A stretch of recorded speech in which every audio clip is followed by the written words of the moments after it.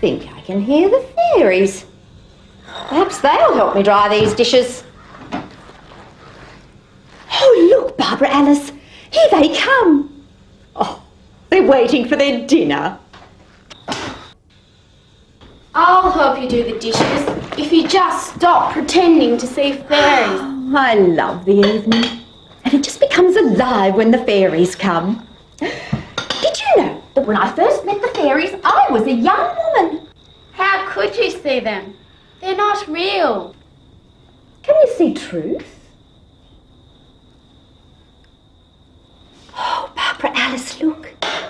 There's the rose fairy. Oh! And here come the daisy bush fairies. This is my granddaughter. She's visiting me from the city for a week. Oh, last time I saw her, she was only in nappies.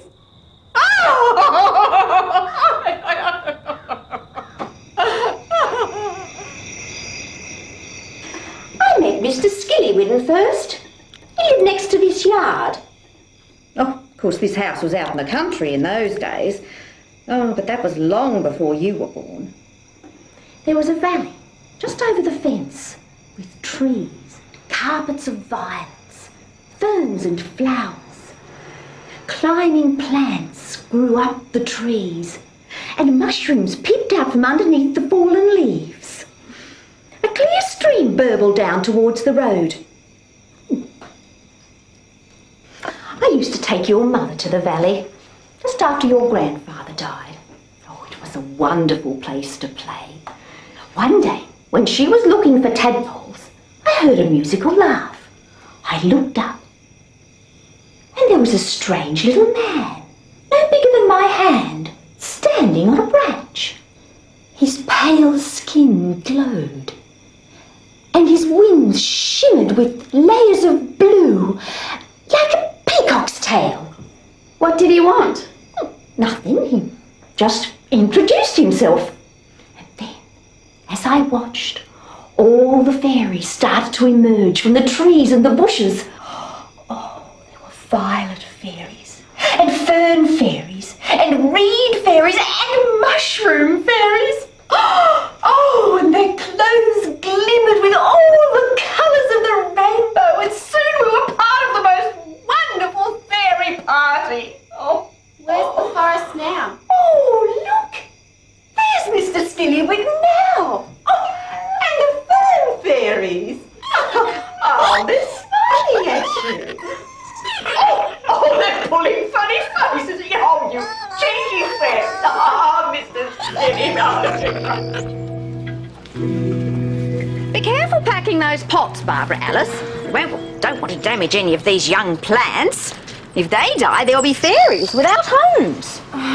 Where do fairies live then? Well, they used to live in the valley, but now it's all flats and factories. When your mother was 7 years old, we went away for the school holidays. When we came back, bulldozers had been in and levelled all the trees in the valley. Bricks and timber had been delivered, and people were building apartments. What happened to the fairies? They had vanished. Your mother and I called for Mr. Skillywidden all day. Mr. Skillywidden? Mr. Skillywidden? But he never answered. We found a tiny golden cup sticking out of the dirt, and that's all that remained to show us he had ever lived there. Careful, dear, it took me months to strike that. Oh, I had hoped silly Frecken could live in that. She's such a nuisance, and I want her as far away as possible. Oh, I want you to start filling those pots with earth, and then tomorrow we'll plant them with wildflowers. Oh, there's not enough hours in the day when I'm on my own. I'm so glad you've been allowed to come and help me. Did you know, Barbara Alice, that fairies are nature spirits? A man-made home really is no place for them. Of course, there's not enough room in my garden for all of them. We have to make sure that all the fairies find somewhere to live where they feel happy and fulfilled. Grandma, please don't talk so loud. You'll have to speak up, dear. I don't hear so well in the traffic. Where are we going, Grandma? Off to a wasteland. Off to a wasteland. Poor little dears.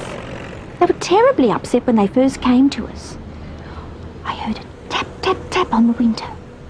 I looked out, and there they were, hovering outside the house. They had all lost their homes to the developers.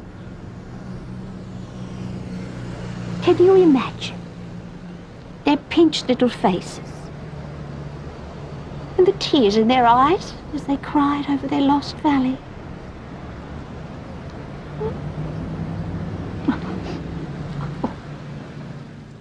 I woke your mother up and we served them dinner in our kitchen.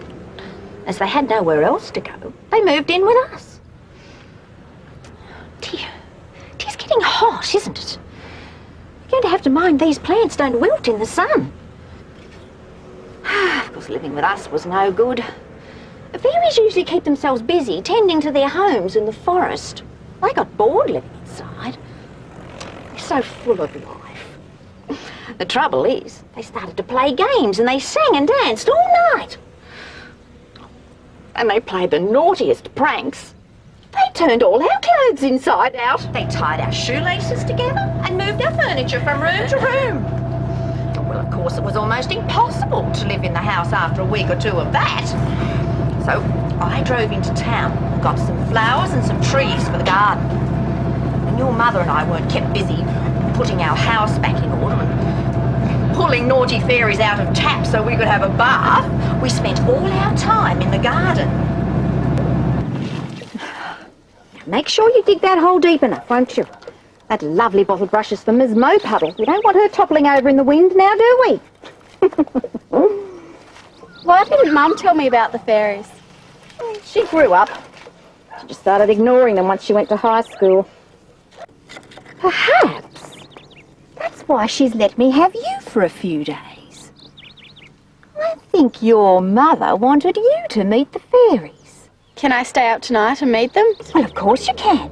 But remember, they've grown frightened of people, so you must be very quiet so as not to scare them off. All right? Oh, come on. Let's dig these.